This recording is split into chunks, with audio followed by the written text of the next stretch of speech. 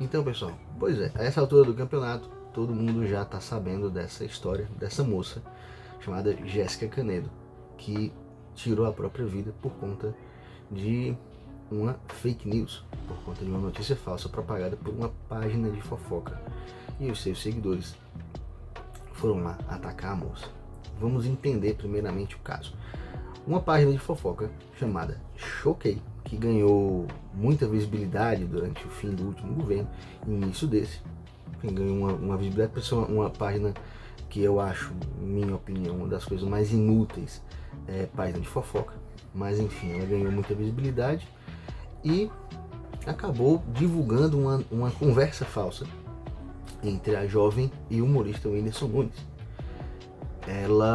Os seguidores da página foram atacar a moça, não sei por que foram atacar a moça, que estavam colocaram ela lá no meio dessa conversa falsa. E enfim, a moça, poucos dias depois,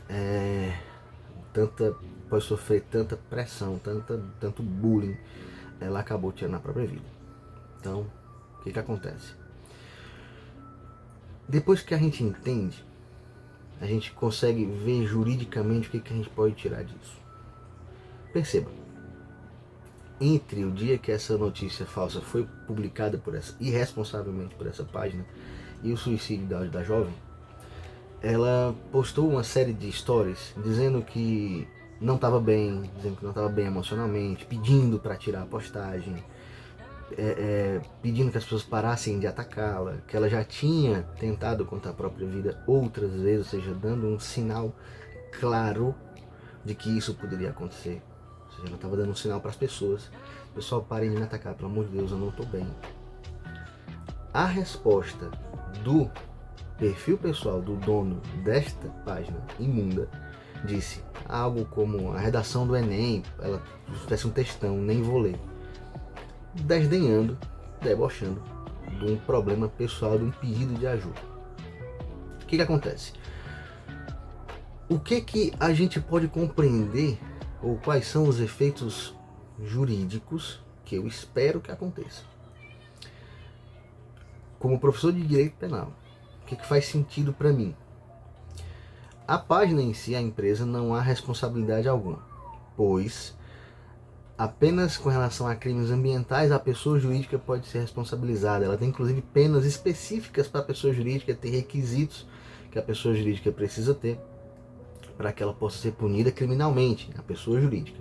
Agora, os seus representantes não. A pessoa física, que inclusive fez essa postagem infeliz no perfil pessoal dele, que muito provavelmente ele já apagou, mas aí o print é eterno. O que acontece? A gente tem algumas coisas que precisam ter a nossa atenção, se quisermos compreender juridicamente isso. Principalmente para quem está aqui fazendo concurso, para quem está estudando direito penal, quer compreender isso. Para fora dos bizus aí dos preparatórios, compreender. Essa moça foi vítima do crime de difamação. O crime de difamação está lá no artigo 139 do nosso Código Penal, que diz: difamar alguém, imputando-lhe fato ofensivo à sua reputação, pena de detenção de 3 meses a 1 ano e multa. Infelizmente a moça veio a óbito. Esse crime aqui, ele é um crime de ação penal privada. Então, de modo que a moça infelizmente não tem como prestar a queixa-crime, mas esse direito de prestar a queixa-crime, ele se estende aí aos seus representantes. Está no artigo 24 do Código Penal, que diz o seguinte: nos crimes de ação penal pública, será esta promovida por denúncia do Ministério Público, mas dependerá, quando a lei o exigir, de requisição do Ministro da Justiça ou de representação do ofendido, ou para quem tiver qualidade para representá-lo.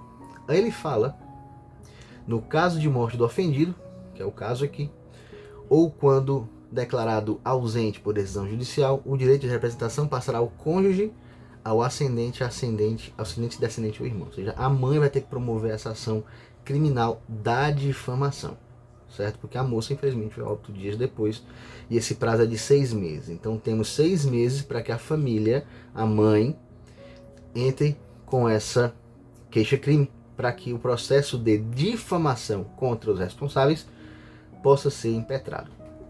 Só que me surge um outro ponto. A gente que tanto trabalha na segurança pública, como é professor de penal e vê isso todo dia, eu já pensei num outro crime que eu vejo muita gente comentando, mas lembrando de um ponto importante, que é a instigação ao suicídio. A instigação ao suicídio está prevista no artigo 122 do nosso Código Penal e diz: induzir ou instigar alguém a suicidar-se, ou praticar automutilação, ou prestar-lhe auxílio material para que o faça. A pena vai reclusão de 6 meses até 2 anos.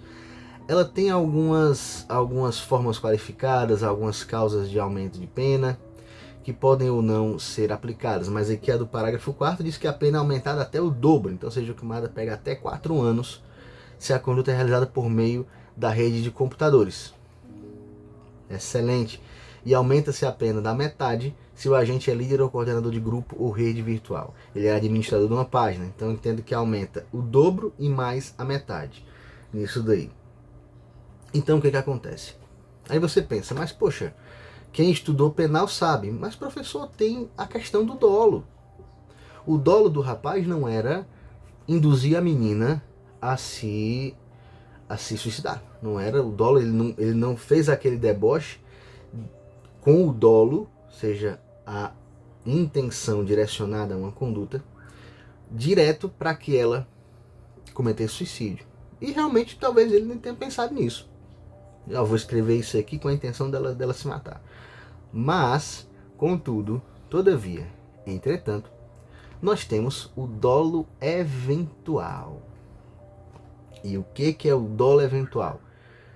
É uma categoria de culpabilidade aonde você não quer não quer diretamente que o resultado aconteça, mas você assume o risco desse resultado acontecer.